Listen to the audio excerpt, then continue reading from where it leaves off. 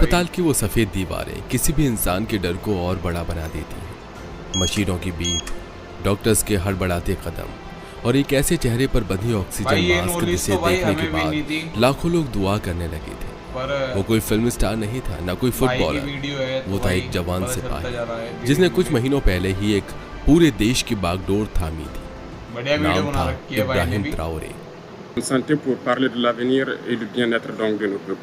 उस दिन आईसीयू के बाहर खड़ी भीड़ में सिर्फ आंखों में आंसू नहीं थे, आंखों में उम्मीद भी थी कि ये इंसान फिर उठेगा, फिर लड़ेगा और फिर से अपने देश को बचाएगा। क्योंकि वो देश बुर्किना फासो एक ऐसा मुल्क बन चुका था जिसे दुनिया टेरर जोन कहने लगी थी, जहां बच्चे स्कूल नहीं जाते क्योंकि स्कूलों पर हमला हो जाता है, जहां किसानों की फसलें नहीं उगती क्योंकि जान बचाने के लिए खेत छोड़कर भागना पड़ता है, जहां लोग बीमारियों से नहीं बल्कि सरकार की बेरुखी से मरते हैं।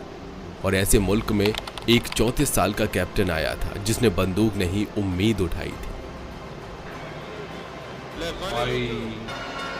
लेकिन उम्मीदों की ये कहानी यूं ही नहीं शुरू हुई थी। ये उस दिन शुरू हुई थी जब ट्राओरे ने पहली बार सैनिकों से कहा, हम सिर्फ बॉर्डर की नहीं अस्पताल की हिफाजत भी करेंगे। और यहीं से शुरू हुआ था उसका पहला प्रोजेक्ट, जो शायद दिखने में छोटा लगे लेकिन जिसने पूरे देश की सोच बदल दी। इस प्रोजेक्ट का नाम था फर्स्ट लाइट मिशन। ट्राओरे ने सबसे पहले देश के उन इलाकों में मोबाइल मेडिकल यूनिट्स भेजी जहां पिछले 10 सालों से कोई डॉक्टर नहीं गया था। पुराने स्कूल बसों को एम्बुलेंस में बदला गया। ट्रेंड नर्स और वॉलंटियर्स को हजारों किलोमीटर दूर भेजा गया ताकि वो बुजुर्ग जिन्हें मलेरिया ने जकड़ रखा था या वो औरतें जो प्रसव के लिए तड़प रही थी उन्हें इलाज मिल सके। और इस छोटे से काफिले ने जब पहली बार गांव में हॉर्न बजाया तो बच्चों ने उसे खिलौना समझा, क्योंकि उन्होंने कभी एम्बुलेंस देखी ही नहीं थी। लेकिन ट्राओरे वहीं नहीं रुका।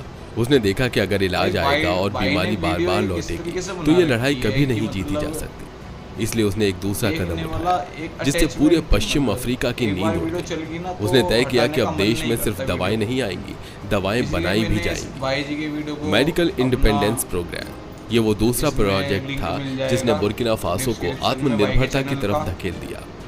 ट्राओरे ने फ्रांस और यूरोप से आने वाली महंगी दवाओं पर टैक्स बढ़ा दिए और लोकल यूनिवर्सिटीज से फार्मासिस्ट को बुलाकर सरकारी दवा फैक्ट्री शुरू कर दी। कुछ लोगों ने इसे पागलपन कहा,